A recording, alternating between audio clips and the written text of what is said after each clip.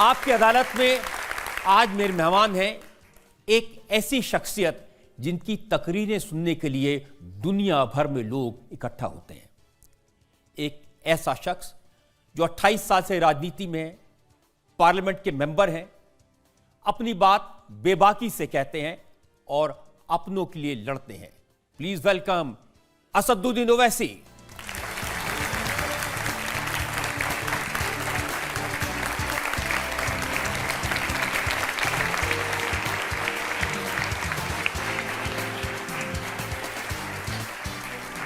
और अब मैं आमंत्रित कर रहा हूं आपकी अदालत में हमारी आज की जज, हिंदुस्तान टाइम्स की सीनियर जर्नलिस्ट कुमकुम चड्ढा को।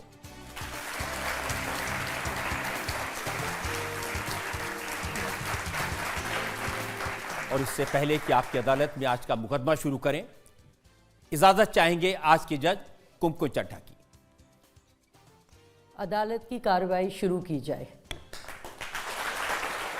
और इससे पहले कि इल्जामात और सवालात का सिलसिला शुरू करें, एक नजर डालेंगे असदुद्दीन ओवैसी साहब के पॉलिटिकल करियर पर। ऑल इंडिया मजलिस इत्तेहादुल मुस्लिमीन के प्रेसिडेंट असदुद्दीन ओवैसी अपने बेबाक बयानों की वजह से हमेशा खबरों में बने रहते हैं। सोनिया गांधी आज हुबली में है, राहुल गांधी हुबली में। अरे बात करो, मस्जिद को शहीद कर दिया, दरगाह को तोड़ दिए। हुबली में 150 बच्चे हैं, मगर शिदकर के लिए तायीद करने सोनिया गांधी आती है, जो आरएसएस से निकला और आज भी आरएसएस में है। असदुद्दीन ओवैसी 1994 में पहली बार आंध्र प्रदेश असेंबली के एमएलए का चुनाव जीते। 2 बार एमएलए बनने के बाद असदुद्दीन ओवैसी 4 बार हैदराबाद से लोकसभा का चुनाव जीत चुके हैं। पार्लियामेंट में परफॉर्मेंस के लिए असदुद्दीन ओवैसी को संसद रत्न की उपाधि से नवाजा जा चुका है। सियासत के साथ साथ असदुद्दीन ओवैसी माइनॉरिटीज की भलाई के लिए भी काम करते हैं। दारुस सलाम एजुकेशनल ट्रस्ट के chairman Asaduddin Owaisi engineering, architecture, management और कंप्यूटर साइंस पढ़ाने वाले कई प्रोफेशनल कॉलेजेस को चलाते हैं। ओवैसी हॉस्पिटल और प्रिंसेस इसरा हॉस्पिटल में मरीजों का इलाज करवाते हैं। कोऑपरेटिव बैंक के जरिए भी गरीब लोगों की मदद करते हैं। The royal Islamic strategic studies centre के 500 most influential Muslims of the world की लिस्ट में असदुद्दीन ओवैसी का नाम बार बार शुमार होता है। असदुद्दीन ओवैसी ने अपनी पार्टी AIMIM को नेशनल लेवल तक पहुंचाया है। महाराष्ट्र और बिहार के चुनाव जीतकर अपने विरोधियों को चौंकाया है। पेशे से वकील, लंदन के Lincoln's Inn bar at law barrister Asaduddin Owaisi Aap Ki Adalat में अपना मुकदमा खुद लड़ेंगे। तो आइए शुरू करते हैं आज का मुकदमा। आपकी अदालत में पहला इल्जाम बैरिस्टर असदुद्दीन ओवैसी पर। आपकी अदालत में AIMIM के प्रेसिडेंट असदुद्दीन ओवैसी पर आरोप है कि ये एक्सीडेंटल पॉलिटिशियन हैं। ओवैसी साहब, ये सच है कि आपका राजनीति में आने का कोई इरादा नहीं था? आप तो क्रिकेटर बनना चाहते थे, बड़े अच्छे फास्ट बॉलर थे। जिंदगी में मुक़द्दर के फैसले आप और हम नहीं करते, वो तय करने वाला ऊपर वाला होता है। तो हाँ, एक उस जवानी में एक ख्वाहिश थी कि क्रिकेटर बने। फिर बुज़ुर्गों ने समझाया कि आप पढ़िए, तालीम हासिल करिए। तो हमने हमारे वालिद की बात को माना और फिर तालीम हासिल करने के लिए चले गए। वो मैच याद है आपको जिसमें आपने 6 विकेट ली थी? हाँ, वो उस्मानिया यूनिवर्सिटी वर्सेस बेंगलुरु यूनिवर्सिटी का इंटरवार्सिटी फाइनल था उस्मानिया यूनिवर्सिटी ग्राउंड में, और हम उस्मानिया यूनिवर्सिटी के ओपनिंग बॉलर थे। तो मैच में मैं 6 विकेट लिया और दूसरी बेंगलुरु यूनिवर्सिटी से वेंकटेश प्रसाद ओपन कर रहे थे बॉलिंग, तो उनको शायद 1 या 2 विकेट मिले। वो साउथ जोन यूनिवर्सिटी को सेलेक्ट नहीं हुए, मैं सेलेक्ट हुआ था। तो फिर उसके बाद क्रिकेट का करियर ख़त्म हो गया। तो बड़ा नुकसान कर दिया आपने क्रिकेट का, अच्छा बॉलर मिस कर दिया हमने। नहीं, मेरा फ़ायदा हो गया भाई। आज नहीं मालूम, देखिए खेल में क्रिकेट में नहीं मालूम क्या होता था, बट ये मेरे साथ जितने भी हमारे साथी थे माशाल्लाह बेहतरीन खिलाड़ी थे, बेहतरीन बैट्समैन थे, बॉलर थे। बट यही है कि ज़िंदगी एक सफ़र है, किस मंजिल पर किस राह पर लेकर जाती है आपको नहीं मालूम होता उस वक्त। उसके बाद आप वकील बनना चाहते थे। हाँ, वकालत मैंने LLB किया लंदन से, फिर लिंकन्स इन से बार लॉ किया। मैं US जाकर LLM करना चाहता था, मगर हमारे वालिद ने कहा कि बैरिस्ट्री करो, और फिर मैंने किया। उनकी दुआ थी, कामयाब हो गया, कोई शिकायत नहीं है। लेकिन हमें शिकायत है कि आप तो एक अच्छे भले ब्रिलियंट स्टूडेंट थे, मैकडोनल्ड्स में काम किया, आपने ऑक्सफोर्ड के स्टोर्स में भी काम किया। बिल्कुल, वे तो ये तो सब करते हैं, जितने स्टूडेंट जाते हैं, कोई मैं एक्सेप्शन नहीं हूँ। उस वक्त की एक तस्वीर है जो मैं दिखाना चाहता हूँ लोगों को कि आप कितने हैंडसम दिखते थे।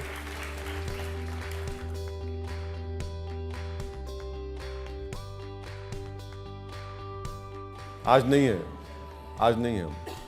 हैंडसम अब भी है, लेकिन अब आप सियासत के लिए ये टोपी, दाढ़ी, अचकन, पजामा। नहीं, ये सियासत के लिए नहीं है, ये एक हमारे हैदराबाद की एक तहजीब का हिस्सा है। मैं इसमें अपने आप को कंफर्टेबल महसूस करता हूँ कि सियासत के लिए नहीं पहनता हूँ मैं। लेकिन सियासत में आ कैसे गए आप? मैं जब वापस आया 94 में, तो उस वक्त हमारे वालिद और जो पार्टी के बड़े बड़े लोग थे, उन्होंने मुझे समझाया कि देखो, राजनीति में पढ़े लिखे लोगों की ज़रूरत है, और तुम, अल्लाह ने आपको काबिल बनाया है, आप आइए पार्टी के लिए काम करिए, खिदमत करिए। जब हम इलेक्शन लड़े 94 में, मैं एक ही MLA जीता हमारे पार्टी से, सिंगल MLA था, तो वो 5 साल बड़ी मेहनत करना पड़ा। फिर 94 में MLA बना, फिर 96 में एक पार्लियामेंट इलेक्शन आ गया, आप थोड़ा सांस लिए, फिर 98 का एक पार्लियामेंट इलेक्शन आ गया, फिर 99 में एक और आ गया। तो उसमें क्या हुआ कि क्योंकि इस्लामिक कैलेंडर के लिहाज से मैं सफ़र के महीने में पैदा हुआ, तो मेरी माँ हमेशा शिकायत करती कि तुम घर में नहीं रहते। मैं, अम्मा आपने सफ़र के महीने मुझे पैदा किया, तो इसी में चले हैं। तो सफ़र से सियासी सफ़र शुरू हो गया। शिकायत तो वाइफ को भी होगी, क्योंकि जिस दिन शादी हुई उसके अगले दिन सुबह विधानसभा में भाषण देने पहुंच गए। हाँ, आप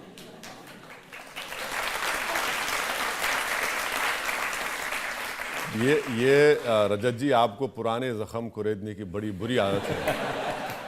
आप अपने घर को चले जाएंगे वापस, मुझे भी जाना है। तो बाज़ ऐसी चीज़ें होती हैं कि घर में लोग नहीं भूलते, तो वो आपका एक वीक पॉइंट बन जाता है। आपको भी शायद कभी कभी इस्तेमाल करते होंगे आपके खिलाफ। बहुत ज़्यादा। हाँ जी, हाँ।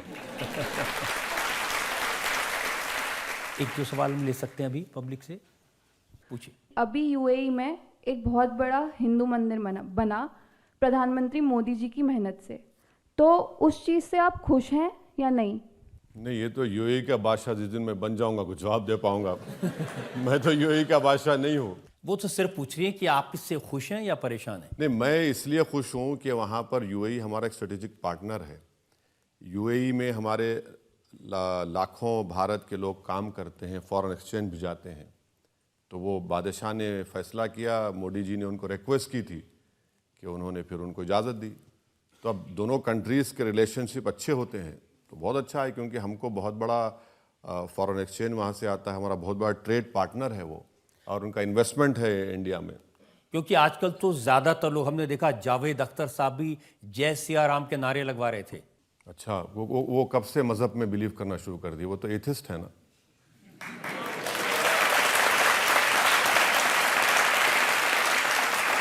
तो वो तो नोन फैक्ट है। वो तो बोलते हैं कि मैं किसी को मानता ही नहीं हूँ। उन्होंने ये भी कहा कि अगर हिंदुस्तान में जमहूरियत, डेमोक्रेसी बची हुई है तो वो हिंदुओं की वजह से बची हुई है। नहीं, वो झूठ बोल रहे हैं।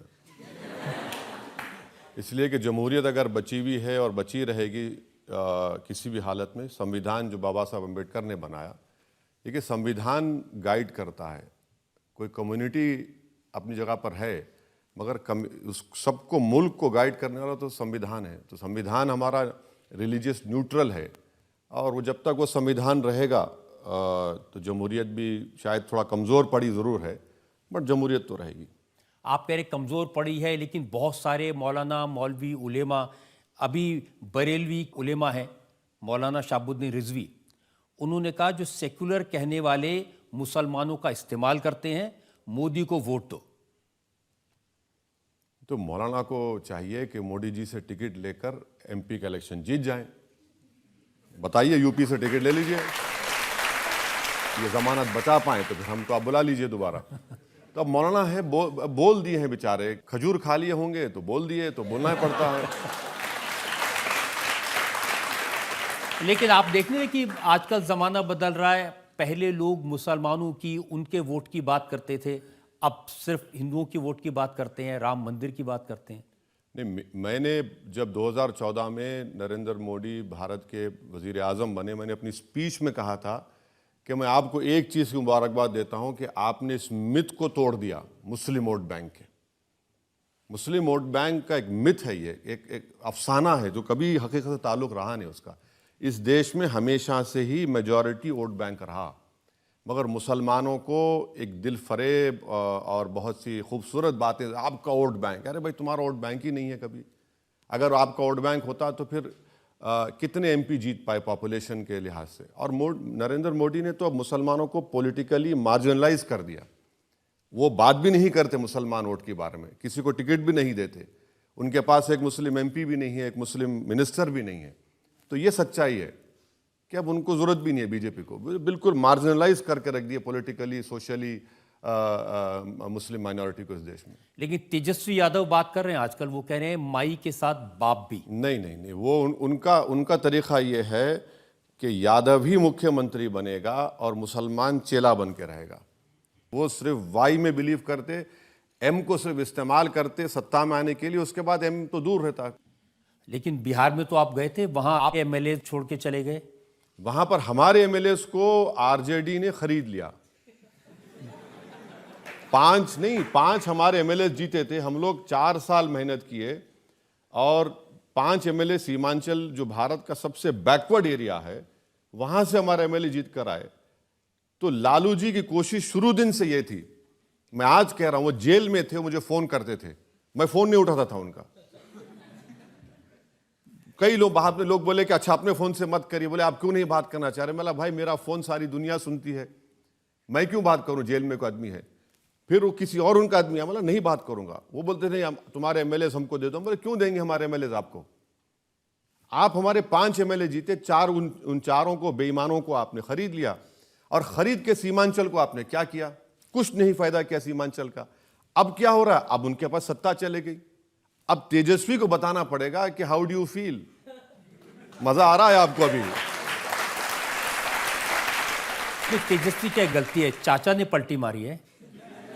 मैं सिर्फ 19 सीट लड़ता हूं तो मैं वोट काटने वाला बन जाता हूं, और आप बीजेपी को 2-2 मरतबा सत्ता दे देते हैं, तो आप राजा हरिश्चंद्र हैं। आप बताइए क्या है ये कितना पॉलिटिकल ऑपोजिशन क्या? इससे एक बात साबित होती है कि कोई भी नहीं चाहता इस देश में कि मुसलमानों की कोई पॉलिटिकल लीडरशिप बने।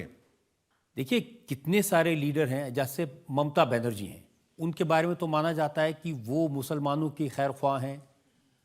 मैं समझ रहा हूं आप कहां लेकर जा रहे हैं मुझे, मगर आप फिक्र मत करिए, मैं उस जवाब दूंगा जब आप लेकर जाएंगे मुझे। तो ये बिल्कुल सही है। आप और हम कभी मालदा, मुर्शिदाबाद चले जाएंगे, वहां पर आप जाकर देखेंगे जो जमीन में पानी है, WHO लिमिट से ज्यादा आर्सेनिक उसमें है। अगर आप उस जगह पर चले जाएंगे और किसी मुस्लिम महिला के उंगलियों को देखेंगे तो आपको दिखेगा कि इस उंगलियों पर जख्म है, क्योंकि बीड़ी बनाते। अब मुझे बताइए फिर सेकुलरिज्म के माने क्या है? ये क्या सेकुलरिज्म कर रहे हैं आप? कितना शेयर है आपके गवर्नमेंट एम्प्लॉयमेंट में? तो यही तो मुस्लिम कम्युनिटी को समझना है कि भाई आप सिर्फ इस्तेमाल हो रहे हैं और आपको अपनी लीडरशिप को बनाना है। लेकिन वहां तो लोग एन ब्लॉक वोट देते बिल्कुल देते हैं, बिल्कुल देते हैं, वही तो देते हैं, क्योंकि उनके पास ऑप्शन भी नहीं है। और उनको लगता है कि कांग्रेस और सीपीएम भी कुछ नहीं करी, लेफ्ट फ्रंट की गवर्नमेंट थी, मगर वहाँ पर जो social, economic, health indicators Bengal के मुसलमानों के बहुत ख़राब है। इसमें कोई डिनाई नहीं कर सकता, डेटा है उसका। और आप बजट क्या देते हैं? बजट भी बिल्कुल कम देते हैं, मगर मुसलमानों को सिंबॉलिज्म बहुत पसंद। अब रमज़ान आएगा तो चीफ मिनिस्टर अपने सर पर पूरा बांध कर आकर बैठ कर बिस्मिल्लाहिर्रहमानिर्रहीम, और हम खुश। अरे उसने बिस्मिल्लाहिर्रहमान कह दिया। अरे भाई बिस्मिल्लाहिर्रहमानिर्रहीम तो हो रहा, मगर तुम्हारा क्या और बिस्मिल्लाह हो रहा है, उसकी फिक्र ही नहीं है। तो ये चीज़ें हैं। तो आप वोट के तौर पर इस्तेमाल तो कर रहे हैं, मगर उनको कुछ फ़ायदा तो पहुंचाइए। आप फ़ायदा नहीं पहुंचा रहे। अब आप देखिए वो जो वहाँ गड़बड़ चल रही है, शाहजहां शेख। बिल्कुल, आप क्यों ऐसे लोगों को प्रमोट करते? आप क्यों उनको आगे लेकर आ रहे हैं? अब बीजेपी को मौका मिल गया कि हिंदू मुस्लिम कर दिया, जबकि शाहजहां शेख के दोनों साथी हिंदू हैं। तो ये चीजें हैं। आप मालदा मुर्शिदाबाद मैं खुद जाकर देख कर आया हूं, वहां बुरा बीजेपी हाल को तो है। मौका इसलिए भी मिल रहा है, आजकल सब लोग बीजेपी की तरफ जा रहे हैं। अशोक चौहान भी बीजेपी में चले गए। नहीं, यूपी में जितने समाजवादी पार्टी के अपर कास्ट एमएलएस थे, उन्होंने बीजेपी के कैंडिडेट को वोट दे दिया। जयंत चौधरी साहब की पार्टी के जो 9 एमएलए में 2 मुसलमान हैं, वो भी बीजेपी को वोट दे दिए। अशोक राव चौहान जो मुझे गाली देते थे नांदेड़, जब कभी भी नांदेड़ जाता था मैं, बोले ये बी टीम आ गई, बच के रहो इससे, अब वहीं जाकर बैठ गए जहां हमको बोलते थे कि हम मिले हुए हैं। बहुत से अच्छा है, बेनिकाब हो रहे हैं और सब लोग देख रहे हैं कि कैसे ये लोग सेकुलरिज्म का नाम हिमाचल इस्तेमाल प्रदेश में तो सरकार ही पलट जाएगी। बिल्कुल सरकार चले गई, सरकार बिल्कुल चलेगी। अब अच्छा ये हुआ कि मैं 10-15 दिन पहले हिमाचल नहीं गया, अगर वहां जाते तो मुझ पे इल्जाम लगाए थे कि वहां पर जाकर इसने किया। इनके ही एमएलए चले जा रहे हैं, क्रॉस वोटिंग कर रहे हैं और गैर जरूरी के अभिषेक मनु सिंघवी साहब को उन्होंने हरा दिया। बेहतरीन लॉयर, आपने उनको हरा दिया वहां पर। यही इनकी गलती है। मैं यही तो कह रहा हूं ना कि आप में करेज ऑफ कन्विक्शन नहीं है। आप नरेंद्र मोदी से आइडियोलॉजी पे मुकाबला करेंगे तभी तो आपको कुछ कामयाबी मिलेगी। आप तो बोल रहे हैं कि नहीं, हम उनसे बड़े हिंदुत्व के लीडर हैं, तो लीजिए, भुगतिए। जाटों का लीडर रहेगा, ठाकुरों का रहेगा, ब्राह्मणों का रहेगा, यादवों का रहेगा, कुर्मियों का होगा, कुशवाहा का होगा, मराठाओं का होगा, दलितों में 2 बरादरियों का होगा, ओबीसी का नेता होगा। भारत के प्रधानमंत्री पार्लियामेंट में खड़े होकर कहते हैं कि मैं सबसे बड़ा ओबीसी हूं, मगर मुसलमानों का कोई नहीं होगा। भाई 17 करोड़ आबादी है और आपकी कोई पॉलिटिकल लीडरशिप नहीं होगी तो क्या ये हमारी डेमोक्रेसी के लिए अच्छा है? तो भाई 28 साल हो गए आपको कोशिश करते करते, आप क्यों नहीं खड़ी कर सके लीडरशिप? सर मैं आपको कह रहा हूं, 28 साल जो मरज 45 साल से कैंसर की तरह फैल गया हो, वो 28 साल में खत्म हो जाएगा।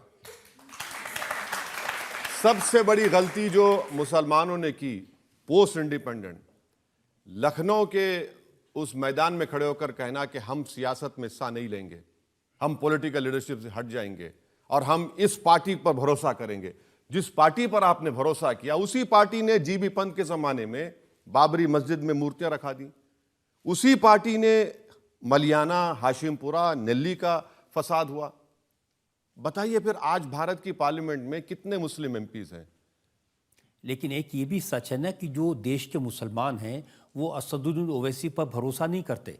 उनको लगता है ये बीजेपी को मदद कर देंगे। नहीं, ठीक है, मुझ पे भरोसा मत करिए, मुझे खारिज कर दीजिए। तो एक शायर का शेर है कि अगर अपने मन में डूब कर पा जा सुराग जिंदगी, तो अगर मेरा ना बन सका तो अपना तो बन। तुम अपना ही नहीं बनना चाह रहे।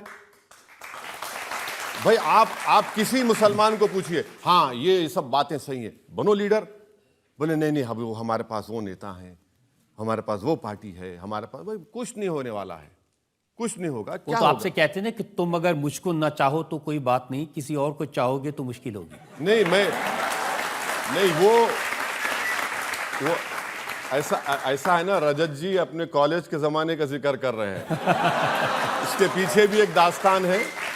तो मेरा मामला ऐसा नहीं है। मैंने कह रहा हूं कि तुम मुझे नहीं चाहोगे, ठीक, कोई बात नहीं, तुम किसी और को चाह लो। भाई आप किसी को तो चाह लो, किसी को तो अपना लो। तुम कब तक सिर्फ बेवफाई की दास्तान बयान करते फिरोगे? भाई किसी को तो अपना लो।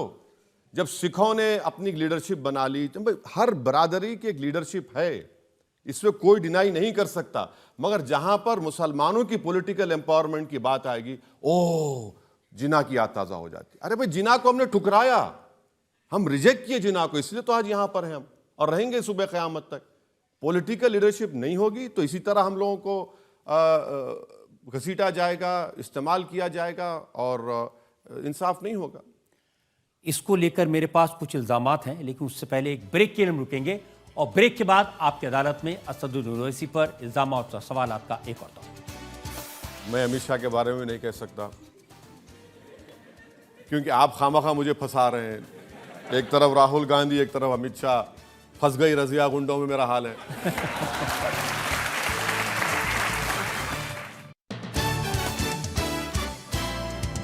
Welcome back. आपकी अदालत में आज हमारे मेहमान हैं बैरिस्टर असदुद्दीन ओवैसी। आपकी अदालत में अगला इल्जाम। आपकी अदालत में AIMIM के प्रेसिडेंट असदुद्दीन ओवैसी पर इल्जाम है कि ये दोहरी चाल चलते हैं। ये बात सही है कि आप नरेंद्र मोदी के सबसे बड़े क्रिटिक हैं। पार्लियामेंट में, पार्लियामेंट के बाहर आपकी तकरीरों में बहुत सुनाई देता है। लेकिन नरेंद्र मोदी के जो विरोधी बाकी नेता हैं वो उस पर यकीन नहीं करते। तेलंगाना में राहुल गांधी गए थे तो उन्होंने कहा मोदी के हैं दो यार, ओवैसी और KCR। तो मेरा मानना यह है कि मोदी का है यार, वो है राहुल गांधी। मैंने कहा था ये, ओवैसी मध्य प्रदेश में नहीं था, ओवैसी छत्तीसगढ़ में नहीं था, कैसे जीत गए वहां पर? आपने जिताया, आपने सौदा कर लिया क्या मोदी से? एक दिन आप सर एक प्रोग्राम ऐसा करिए कि मैं यहाँ कटहरे पे बैठे रहूं और वहां पर ये तमाम मेरे दूसरे पार्टी के विरोधी खड़े हो जाए, बैठ जाएं। मैं आपको बता रहा हूं 10 मिनट नहीं बैठ पाएंगे मेरे सामने लोग। 306 सीट पर बीजेपी जीतती है और हम लड़ते हैं सिर्फ 3 लोकसभा की सीट। हैदराबाद की आवाम को सलाम, बीजेपी को हराया। औरंगाबाद में 21 साल के शिवसेना के MP को औरंगाबाद की आवाम ने इम्तियाज जलील को अपना MP बनाया। किशनगंज लड़ते हैं, किशनगंज में हम 3 लाख वोट लेते हैं। कांग्रेस का उम्मीदवार 3.5 लाख वोट लेता है, एक ही सीट जीती है गठबंधन। चलिए 3 ही हो गए। भाई मोदी कैसे जीते 306? इसका जवाब नहीं देते। वो जवाब देते हैं, वो कहते हैं कि हर लीडर पे ED का केस है, CBI का केस है। एक ओवैसी साहब ऐसे जिनके घर ED नहीं पहुंची। नहीं, आप देखिए मेरे जिस्म पर बहुत जख्म है। मेरी आदत नहीं है कि मैं दिखाता रहूं कि मेरा जख्म यहाँ है, मुझे यहाँ मार लगा, मुझे यहाँ मार लगा। बहुत से जख्म है। आप क्या समझ रहे हैं कि मैं चीखा मारते फिरूं, रोते फिरूं कि मैं लुट गया, हाय मैं बर्बाद हो गया, मुझे ऐसा हो गया? होता है। अच्छा, जिस दिन मैं सत्ता में आऊंगा जाहिर है ED मेरे पास आएगी। जिस दिन मैं मिनिस्टर बनूंगा, जिस दिन मैं कोई गलत काम करूंगा। इसीलिए तो वो कहते हैं ना कि जो मोहब्बत की दुकान है उसके दरवाजे ओवैसी के लिए बंद हैं। अरे भाई सर बहुत अच्छा है। मैं तो कह रहा हूं कि वो दरवाजा बंद ही रहे हमेशा के लिए। गरीब का दरवाजा तो मेरे लिए खुला है, जो इंसाफ पसंद है उसका दरवाजा मेरे लिए खुला है। जब दिलों में हम आ चुके हैं तो ये अब उसका क्या करना है? देखिए, इसका असर ये है ना कि मोदी के खिलाफ जो अलायंस बना है उस अलायंस में तो आपको जगह नहीं है। नहीं, पहले ही ऐलान हो चुका था, फरमान जारी हो चुका था, फरमान जारी हो चुका था कि ओवैसी को अलाउ नहीं किया जाएगा। ये एलीट क्लब है भारत के सेकुलर चौधरियों का। तो मैं क्या करूं? मैं तो ट्विंकल ट्विंकल लिटिल स्टार हूं, मैं कहां जाऊं वहां पर? तो मैंने जिंदगी में यही सीखा है कि आपको दरवाजा तोड़कर घुसना पड़ेगा। मैदान ऐसा ही बनाएगा, जाएंगे। नहीं बुलाना चाहे तो मैं क्या करूं? मगर एक बात सुनिए, यूपीए की सरकार में 2004 से 2012 में अच्छे थे। जब कम्युनिस्ट पार्टी छोड़कर चले गई थी, कम्युनिस्ट पार्टी अडवाणी साहब के साथ वोट दिए मनमोहन सिंह के खिलाफ। असदुद्दीन ओवैसी मनमोहन सिंह के लिए वोट दिया जब मैं दूध का दुल्हावा था। अब देखिए अचानक अब कितना बदल गया माहौल। अब एक जमाने में आप ही कहते थे कि आप सबकी लैला हैं, अब आप ऐसी लैला हैं जिसका कोई मजनू नहीं है। तो ऐसा है ना कि लैला मजनू की दास्तान सच्चाई पर है और ये कम से कम 1400 साल पुरानी दास्तान है। मगर आज भी लोग लैला को याद करते, कल भी लोग लैला को याद करेंगे। तो मेरे मजनू बहुत हैं, तो उससे मुझे कोई इनकार नहीं है। जिक्र खैर तो होगा भाई, जिक्र खैर। अब आपकी अदालत किसके नाम से याद किया जाएगा? जज जी आपके नाम से याद किया जाएगा। चाहे कोई कॉपी कर ले, कुछ कर ले, मगर ओरिजिनल तो आप ही हैं। तो वैसे ही लैला ओरिजिनल है, याद होगा, कोई बात नहीं। यूपी से किसने मुझे फिगर्स भेजी हैं, कुछ सीट हैं बिजनौर की, सुल्तानपुर की, फिरोजाबाद की, जहां पर समाजवादी पार्टी और RLD मिलकर लड़े थे और वो इस वजह से हारे कि इन जगहों पर आपके कैंडिडेट थे। यूपी में 400 सीटें हैं, कांग्रेस लड़ी 400, जीती 2। मगर कांग्रेस पे इल्जाम नहीं लगेगा। बहन जी ने लड़े 400, जीते 1, कोई कुछ नहीं बोलेगा। असदुद्दीन ओवैसी लड़े बाबू सिंह कुशवाहा के साथ अलायंस में 100 सीटें लड़े, हम एक भी नहीं जीते। मगर जो 400 लड़के 2 और 1 जीतते हैं उन पर कोई कुछ नहीं बोलेगा। अच्छा, अखिलेश यादव 2014 का चुनाव हारे पार्लियामेंट का, 17 का असेंबली का चुनाव, विधानसभा का चुनाव हारे, 2019 का पार्लियामेंट चुनाव हारे, 2022 का विधानसभा चुनाव हार गए। 4 चुनाव हारने के बाद भी उनको आज भी लोग कहते हैं कि भैया तुझ पे जान कुर्बान, और हम दरी बिछाएंगे मगर मंच पर नहीं आने देंगे। मौलाना अरशद मदनी जैसे लोग, उन्होंने कहा कि ओवैसी के होने से चुनाव पोलराइज होता है और मोदी को इसका फायदा होता है। मैं आपको बता रहा हूं कि जब आपने एक बात छेड़ दी है, मैं पहले कभी नहीं कहा था, ये बात आज कह रहा हूं कि मेरे पास हैदराबाद में यूपी के चुनाव से पहले 2 बड़े बड़े मुफ्ती आए थे। मैं कभी पब्लिकली नहीं कहूं, आज कह रहा हूं, मुझे कहना पड़ रहा है। 2 मुफ्ती आकर बोले कि हम एक बड़े मौलाना का पैगाम आप तक लाए हैं और उनका ये बोलना है कि आप इलेक्शन से किनारा कश हो जाइए। तो मैंने कहा देखिए भाई, मैं तो समंदर में, बीच समंदर में तैर रहा हूं, अब तो मैं किनारे पे आ ही नहीं सकता, तो क्या करना चाहिए? मतलब एक काम करिए, आप समाजवादी पार्टी को सपोर्ट करेंगे? बोले हाँ हम करेंगे। मतलब मुझसे उनका अलायंस करा लीजिए। बोले कितने सीट चाहिए? मतलब 10 सीट चाहिए मुझे, और वो 10 सीट जहां पर समाजवादी पार्टी का कोई एमएलए ना हो। ये मैंने कहा। बोले बड़े खुश हो गए दोनों मुफ्ती। बोले अरे वाह ओवैसी साहब, अल्लाह अच्छा रखे आपको। मतलब बिस्मिल्लाह करिए, अल्लाह अच्छा रखे, आप दावत दे रहे हैं, दुआ दे रहे हैं, करा के लाइए। गए और जाकर वो बोले कि बड़े खुश हुए हमारे हजरत और कोशिश करेंगे। बोला ठीक है कोशिश करिए। वो कोशिश चल रही है अभी तक। तो मैं तो तैयार था। बिहार के इलेक्शन में मैं आरजेडी के 2 राज्यसभा के एमपीज को पुरानी पार्लियामेंट बिल्डिंग के सेंट्रल हॉल में जाके मिला दोनों से। मेरा सर देखिए, हम लोकसभा का चुनाव लड़े, 3 लाख वोट मिले, आप सीमांचल में हमको 5 सीट दीजिए, सिर्फ 5। एक तो मुस्कुराते रहे, बड़े पढ़े लिखे आदमी हो, चाय पीजिए, कॉफी पीजिए। दूसरे ने कहा कि आपको क्या शौक हैदराबाद से आके लड़ने का? मिला भारत का हिस्सा है, मुझे जमहूरियत पे भरोसा है। मैं तो किया, अख्तरुल ईमान पटना जाकर पूरे लोगों से मिलकर आए, कोई तैयार नहीं था। तो इसमें मेरी गलती कहां पर है? अगर ओवैसी से पोलराइज हो रहा है तो क्या मोदी 306 सीट मेरी वजह से जीत रहे हैं? इनको बोलना चाहिए। अब तो वो 370 का दावा कर रहे हैं। अब किसको बनाएंगे इल्जाम? मुझ पे डाल देंगे। मैंने हर चीज आप मुझे दूल्हा बनाएंगे और खुद दूल्हा नहीं बनना चाहेंगे तो मैं कुछ नहीं कर सकता ना उस बारे में।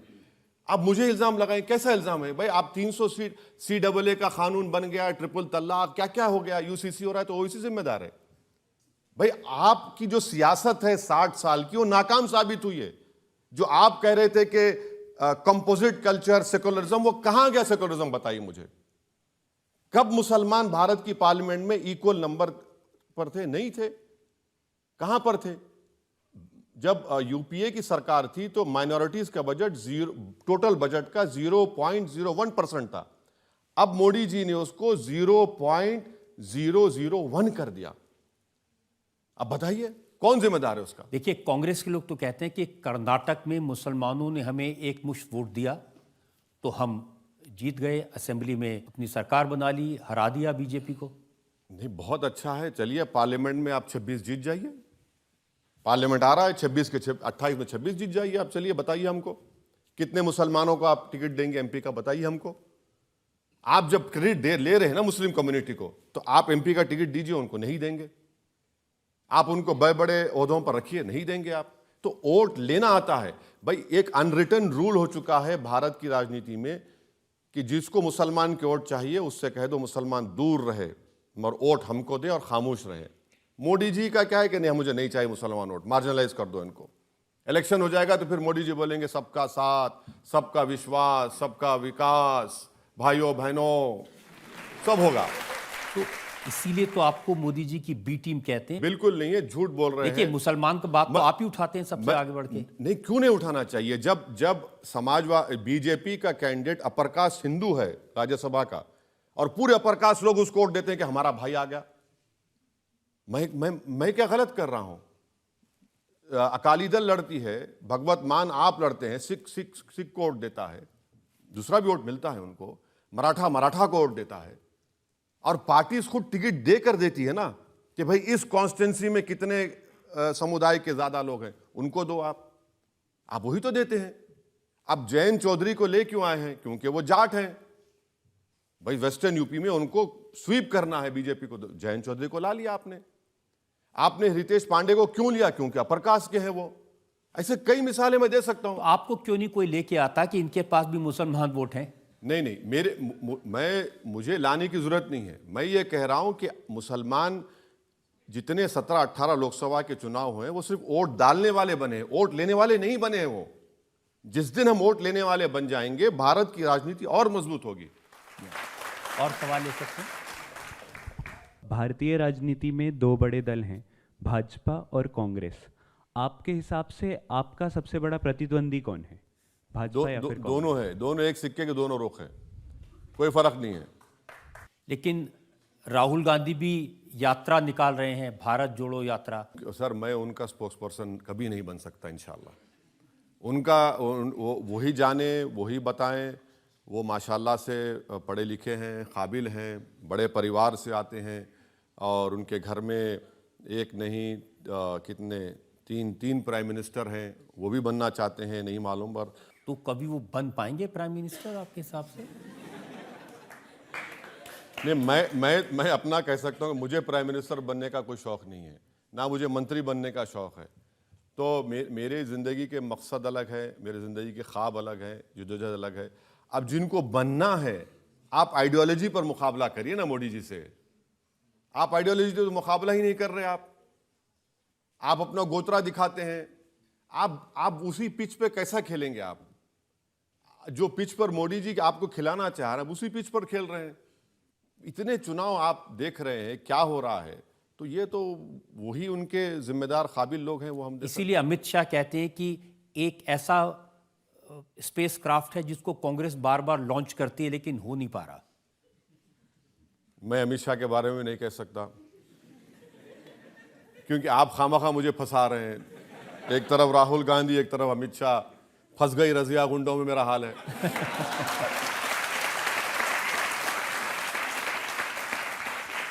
यहाँ एक और ब्रेक के लिए रुकते हैं और ब्रेक के बाद आपकी अदालत में असदुद्दीन ओवैसी पर इल्जाम और सवालात का एक और 8,000 लोगों की लाशें बिल्डिंगों में, डेब्रिस में पड़ी हुई हैं और मोदी जी बात ही नहीं करते। और मोदी जी क्या करते हैं? दुबई जाते हैं, वहां शेख को मिलते हैं, या हबीबी आगल। अब बताइए ये कौन सी मोहब्बत है? Welcome back. आपकी अदालत में आज हमारे मेहमान हैं असदुद्दीन ओवैसी। आपकी अदालत में अगला इंसान। आपकी अदालत में AIMIM के प्रेसिडेंट असदुद्दीन ओवैसी पर इल्जाम है कि ये मुसलमानों को डराते हैं। ओवैसी साहब, आपकी तकरीरें मैंने सुनी हैं। ऐसा लगता है जैसे आप मुसलमानों से कह रहे हो कि हमें वोट दो वरना मोदी आ जाएगा। नहीं, ये तो बेटा सो जाओ वरना गब्बर सिंह आ जाएगा का बात हो रही है। नहीं, देखिए, मैं फिर से कह रहा हूं, 3 सीट में लड़ रहा हूं और ये बोलना कि मेरी वजह से मोदी बीजेपी जीत रही, गलत है। हाँ, हम ये कह रहे हैं कि पॉलिटिकल लीडरशिप को अपनी मजबूत करिए ताकि भारत की राजनीति में आपकी आवाज़ हो, आपकी मसाइल को कोई सुन सके। तो मेरी कोई सी तकरीर बता दीजिए जो हमें डरा रहे हैं। मैं डरा नहीं रहा। आप डरा रहे हैं। आप कहते हैं हमारी शिनाख्त को खतरा है, हमारी वजूद को खतरा है। 17 करोड़ ऐसे हैं जैसे हिटलर के जमाने में। बिल्कुल ये एक बात सच्चाई पर मुबन्नी है। मैं बता रहा हूं आपको, दिल्ली में 600 साल एक मस्जिद को बगैर लीगल प्रोसेस फॉलो करे आपने मस्जिद को शहीद कर दिया। कब्रिस्तान से कफन निकल कर बाहर आ गया। वो ड्यू प्रोसेस है? आप बताइए, बिल्किस बानो ने क्या जुर्म किया था कि उसको गैंग रेप करके उसकी बेटी को, 2 साल की बेटी को, उसकी मां को मारने वालों को मोदी जी की सरकार ने छोड़ दिया? क्या गुनाह था बिल्किस बानो का? इसमें डराने की क्या बात है? तो सच्चाई है, सारी दुनिया देख रही है उसको कि क्या कर रही है बीजेपी। और बीजेपी के पास कोई मुस्लिम वोट की जरूरत ही नहीं है उनको। वो तो पॉलिटिकल मार्जिनलाइज कर चुके हैं। तो आप खुद ही बता रहे थे वो मोदी जी का नारा सबका साथ सबका वो तो चुनाव के बाद, चुनाव के दौरान नहीं, चुनाव के दौरान कुछ नहीं। मुख्तार अब्बास नकवी उनके लीडर हैं, वो कुछ फिगर्स बता रहे थे। उन्होंने कहा कि हमारे यहाँ मुस्लिम पॉपुलेशन 14.2% है जो आवास योजना है प्राइम मिनिस्टर की, उसमें 31.3% मुसलमानों को दिए, 33% किसान सम्मान निधि मिला, 36% बेनिफिशरीज हैं मुसलमान मुद्रा योजना के। मैंने यूपी में प्राइम मिनिस्टर आवास योजना का आरटीआई डाला, उसका रिप्लाई देख लीजिए। सब क्या बोल रहे हैं, ये क्या बोल रहे हैं? आरटीआई में डाला तो आप रिप्लाई नहीं देते आप। अच्छा, यूपी की आप बात करते हैं। अरे भाई, यूपी में आपने इलाहाबाद में घर है महिला के नाम पर, आपने पति को नोटिस देकर घर को डिमोलिश कर दिया। क्यों डिमोलिश किया? क्योंकि CAA का प्रोटेस्ट किया आपने। ये कोई इंसाफ है? बताइए आप। यूपी की आप मिसाल दे रहे हैं। नहीं सुनिए, यूं थाली मारने के। यूपी में हथकड़ी में कन्विक्टेड प्रिजनर है, हथकड़ी में, उसमें एक MP भी है, प्रिजनर है, पुलिस की कस्टडी में आकर गोली मार देता है और बोलता है यूपी में सब कुशल मंगल है। ये कैसे होगा? अब ये तो बात योगी आदित्यनाथ कहते हैं उत्तर प्रदेश में लॉ एंड ऑर्डर बहुत इंप्रूव हो हाँ, गया। तो लॉ एंड ऑर्डर यही है कि हम गोली मारो, बुलडोजर चला दो। ये तो रूल ऑफ लॉ के तहत तो नहीं है ना। अगर कल आप सत्ता से दूर हो गए, और होंगे दूर आप, पावर इटर्नल नहीं है। पावर इंदिरा गांधी के पास नहीं रहा, नेहरू जी के पास नहीं रहा, सब हम आम दुनिया में मुसाफिर हैं।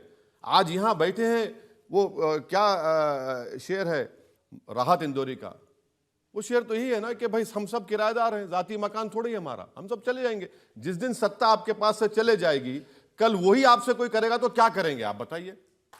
हम वही तो कह रहे हैं कि आप ऐसा काम मत करो, कोई ऐसा गलत काम मत करो जो आप उसका एक प्रेसिडेंट बना देंगे।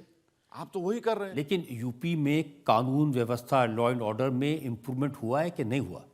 सर, आप सबको गोलियां मारेंगे, जो छोटा छोटा क्राइम होगा उसको पैर में गोली मारकर मीडिया के सामने लाते हैं कि फुला जगह था ये क्राइम के, हमने गोली मार दी उसको। ये गोली मारने से क्या होगा? आप देश को गोली से चलाएंगे, संविधान से चलाएंगे? ये तो नहीं होगा ना।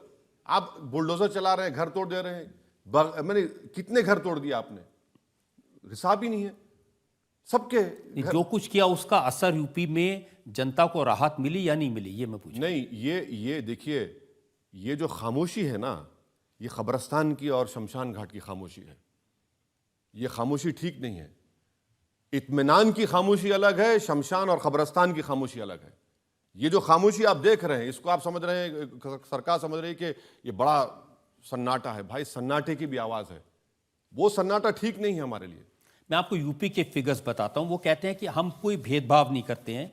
यूपी के कुंवर बासित अली, स्टेट प्रेसिडेंट है माइनॉरिटी मोर्चा के, उन्होंने कहा कि 46 लाख प्रधानमंत्री आवास योजना के घर उत्तर प्रदेश में मिले, जिसमें से 18.5 साढ़े 18 लाख बेनिफिशरीज मुस्लिम्स हैं।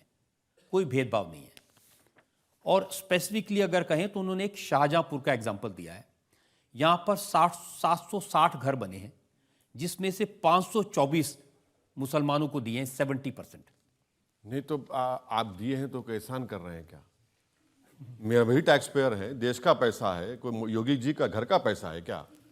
उनका घर का तो पैसा नहीं है, देश का पैसा है। आपको तो कॉन्स्टिट्यूशन में आर्टिकल 30 रखा गया, कॉन्स्टिट्यूशन में राइट टू इक्वालिटी रखा गया, कॉन्स्टिट्यूशन में ये सब चीज़ें रखी गई हैं, तो आपको करना जरूरी है। वो कह रहे हैं कि हम घर दे रहे हैं, राशन दे रहे हैं, और ओवैसी साहब कहते हैं कि दाढ़ी टोपी देख के उसको लोग मारने लगते हैं। बिल्कुल मार रहे हैं। आपकी कस्टडी में 2 लोगों को आप मार दिए। कोई महीना, हर महीने में 2 लोगों को गोली मारते हैं आप। हर महीने में 2-3 घर को तोड़ देते हैं बुलडोजर से। उसके बारे में बात करिए। क्यों वक्फ प्रॉपर्टीज पे आप कब्जा कर रहे हैं? गवर्नमेंट वक्फ प्रॉपर्टीज को क्यों छीन रहे हैं आप लोग? ये भी तो बताइए। और कितना बजट है माइनॉरिटीज का, वो भी बता दीजिए आप, माइनॉरिटी डिपार्टमेंट का। मदरसे के टीचरों को आपने तनख्वाह देना क्यों बंद कर दी, जब देश के सामने आपने कहा कि मदरसे फुला होता है? भाई, जब उन मदरसों में मैथ, साइंस, इंग्लिश पढ़ाया जा रहा था, आपने क्यों बंद कर दिया उन लोगों को? आप बोले हम देंगे नहीं। हलाल का मसला आपने क्यों उठाया वहां पर? क्यों उठाया हलाल का मसला आपने? गैर जरूरी को उठाया आपने वहां पर, और इंक्वायरी करा दी आपने STF लगाकर। नहीं कराना चाहिए था। क्यों कराए भाई? आप इसमें देखिए, इशू क्रिएट करना, और कोई इशू है ही नहीं, आप इशू क्रिएट कर दिए। देखिए, आपके बारे में सबसे सही बात हिमंता बिस्वा शर्मा ने कही। हैदराबाद में गए, उन्होंने कहा ओवैसी ने पूरे हैदराबाद में हमास के पोस्टर लगा दिए हैं। मैंने ओवैसी को बोला कि तुम्हारा पासपोर्ट वीसा बनवा देता है, तुम गाजा जाओ, लेकिन वहां जाते नहीं है, यहीं से शोर मचाते हैं। नहीं,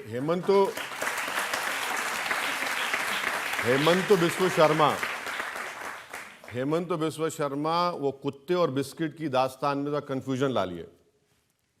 जो कुत्ते और बिस्किट की दास्तान थी, हमास का कोई पोस्टर हैदराबाद में नहीं लगा। ये झूठ बोल रहा है हेमंत बिस्वा शर्मा। फलस्तीनियों की तायीद के लिए हमने प्रोटेस्ट किया। भारत सरकार, मोदी सरकार ने खुद फलस्तीन का एक स्टैंप निकाला।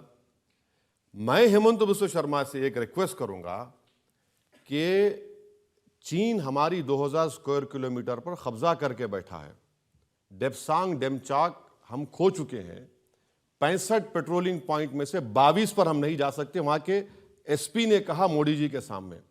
तो मैं हेमंत बिस्वा शर्मा से रिक्वेस्ट करूंगा कि भैया तुमको जाने के लिए नहीं कह रहा हूं मैं, तुम आरएसएस का पैंट पहनकर लट लेके मत जाओ। मैं यही कह रहा हूं कि मुझे और रजत शर्मा को कैमरा के साथ डेप्सांग डेमचाक लेकर चल जाओ। हम देखना चाह रहे हैं वहां पर क्या हो रहा है।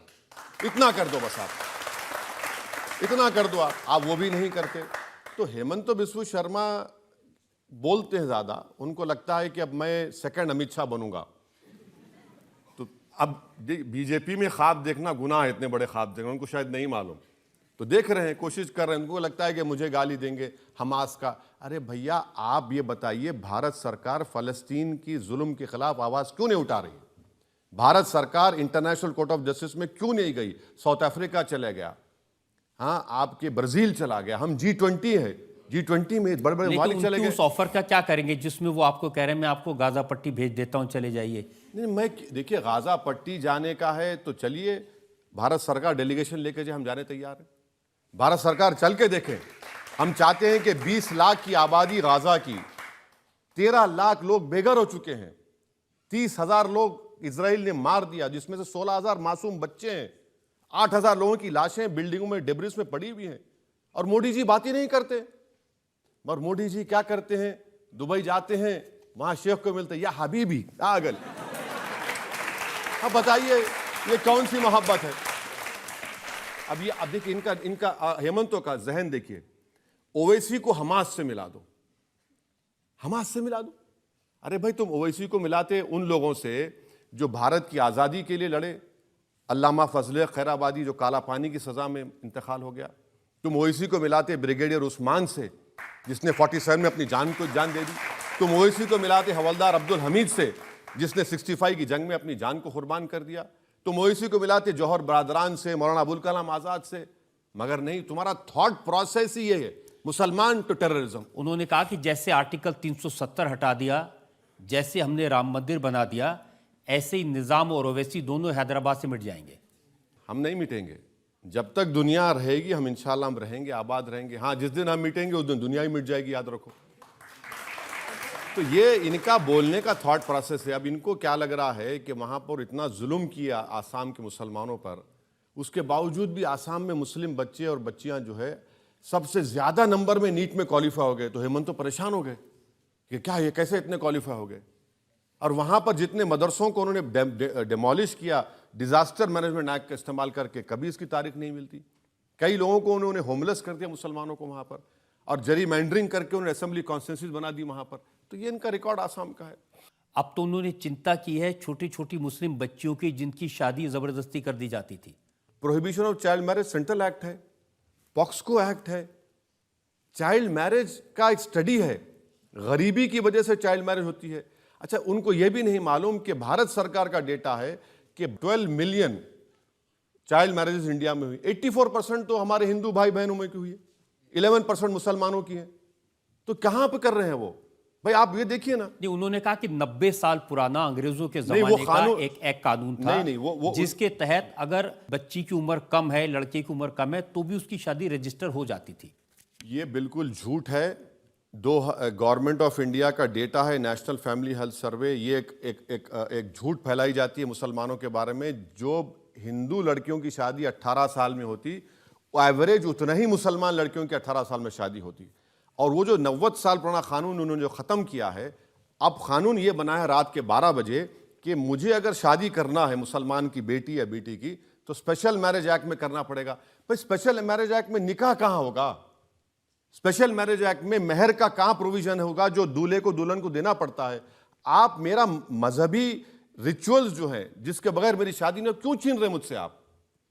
क्यों छीन रहे हैं वो मुझसे यही आप? कहते हैं, ऐसी बातें कह के आप डराते हैं मुसलमानों डराते को। नहीं, मैं फैक्ट कह रहा हूं, मैं झूठ नहीं कह रहा हूं, सच्चाई कह रहा हूं मैं।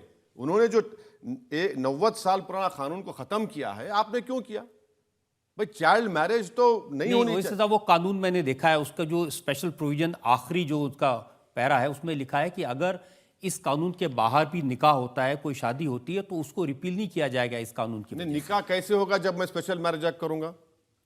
मैं कैसे होगा मेरी निकाह? स्पेशल मैरिज एक्ट नहीं, तो सेक्युलर उसमें नहीं, सब लोगों के लिए है। वही तो मैं कह रहा हूं, सेक्युलर अगर है तो भाई आप हिंदू धर्म के लिहाज से हिंदुओं की शादी होगी, सिख धर्म के लिहाज से सिखों की शादी तो होगी। यही तो आप फैलाते हैं। जैसे अब यूसीसी के बारे में अब आप कहते हैं कि यूसीसी आएगा तो निकाह नहीं हो सकेगा, सबको शादी करनी पड़ेगी, वो अच्छा सच तो नहीं है। चलिए, यूसीसी की जरूरत ही नहीं है देश में। बाबा साहब अम्बेडकर ने कहा कि वॉलंटरी होने चाहिए। हमने यूसीसी के लिए क्या किया? हमने स्पेशल मैरिज एक्ट बनाया, हमने इंडियन सक्सेशन एक्ट बनाया, हमने ऐसे 2 सेक्युलर कानून बना दिए। अब आप मेरे को बताइए, जैसा कि आप मुझे मालूम था आप इस सवाल करेंगे, मैं लिख कर लाया हूं उत्तराखंड का सेक्शन 4 सबसेक्शन 4 पढ़ लीजिए। हिंदू धर्म में प्रोहिबिशन ऑफ मैरिज है कि मां के तरफ और भाई के तरफ शादी नहीं हो सकती ना, नहीं हो सकती। मुसलमानों में हो सकती। आप वो प्रोविजन लाए सेक्शन 4 सबसेक्शन 4 में। भाई मुझे क्यों रोक रहे हैं आप? आपका धर्म है, आप उस पर चलिए, मुझे क्यों थोप रहे हैं मुझ पर आप? ये नंबर 1 पॉइंट ये है। उसमें बहुत सारी लिस्ट दे दी है कि बहनों से, कजन से शादी नहीं हो सकती। उसमें प्रोहिबिटेड लिस्ट आपने बना दी। अच्छा, उसमें और एक चीज क्या कर दिया आपने कि 2010 में अगर आपकी शादी हुई किसी की उत्तराखंड में, आपको रजिस्टर कराना है अभी। अब 2010 में अगर किसी की अपने रिश्तेदारों में शादी होगी तो रजिस्टर नहीं होगी वो। आपके धर्म मुझ पे क्यों थोप रहे हैं? और आप ये क्यों समझ रहे हैं कि हमारा धर्म की मोरालिटी अच्छी है, मेरे धर्म की मोरालिटी खराब है? देखिए, पुष्कर सिंह धामी से मैंने पूछा था, वो आपकी अदालत में आए थे, तो उन्होंने कहा ये जो एक मुसलमान 4 शादी करते हैं, ये भी हलाला होता है, इस सबको रोकने के लिए कानून है। नहीं, देखिए ये झूठ कह रहा है पुष्कर सिंह धामी, झूठा है वो। 2006 का आप जाकर देखना, मैं सुनने के बाद 2006 का गवर्नमेंट का डेटा है। गवर्नमेंट का डेटा ये बताता है कि 100 अगर शादी होती है मर्द, उसमें हिंदुओं में 1.7 2 बीवियां हैं, मुसलमानों में 2.5 है। ये 2006 का डेटा है। आप इसकी बात क्यों नहीं करते? और मुसलमान में जब शादी होती है तो उसको बीवी का स्टेटस मिलता है। हिंदू धर्म में किसकी सेकंड मैरिज हो तो बीवी नहीं होती, मिस्ट्रेस होती है वो। और अगर मैं मर जाता हूं मिसाल के तौर पर, और मेरी 2 बीवियां हैं, मैं एक में ही परेशान हूं वैसे, अगर 2 बीवी है तो मेरे मरने के बाद मेरी प्रॉपर्टी मेरी बीवी को मिलेगी, वहां नहीं मिलेगी।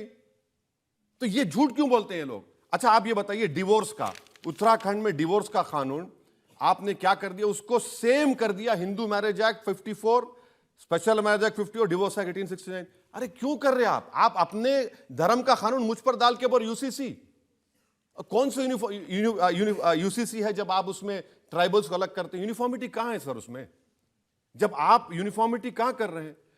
चौथी बात यह है कि उत्तराखंड का जो बोल रहे यूसीसी नहीं है, यूसीसी तो पूरे देश में होना चाहिए, और आप स्टेट में कानून बना रहे हैं।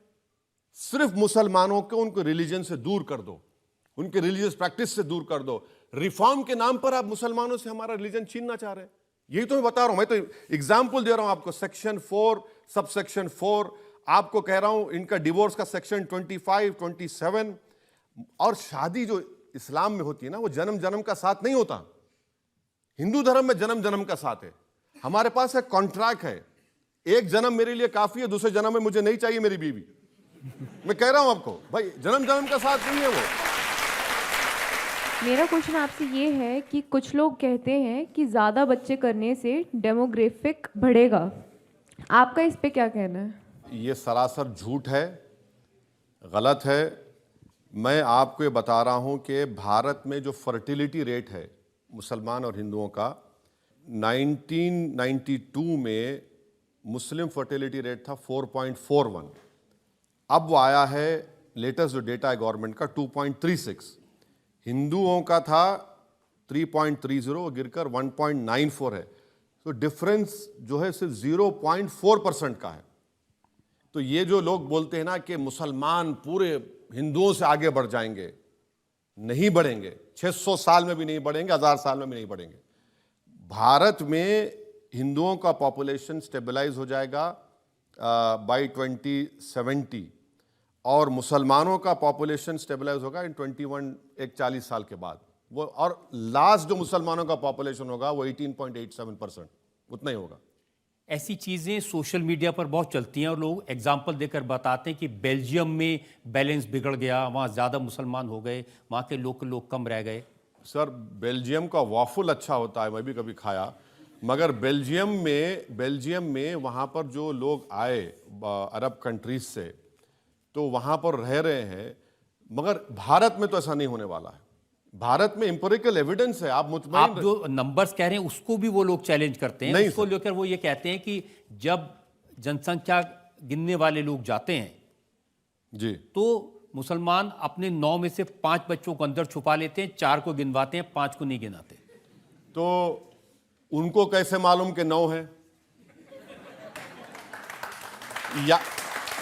या तो ये है कि जो करने गया है वही उनको पैदा किया, या फिर उनका चचा है, या उनका दादा है, या नाना है, या उसकी बेटी उस घर में है। भाई मालूम कैसे मालूम? ये गलत बात है ना सर। 9 पैदा कर रहे नहीं है, पैदा कर रहे। आप तालीम को आम करिए, आप मुस्लिम महिलाओं को डिमांड ड्रिवन स्कॉलरशिप दीजिए।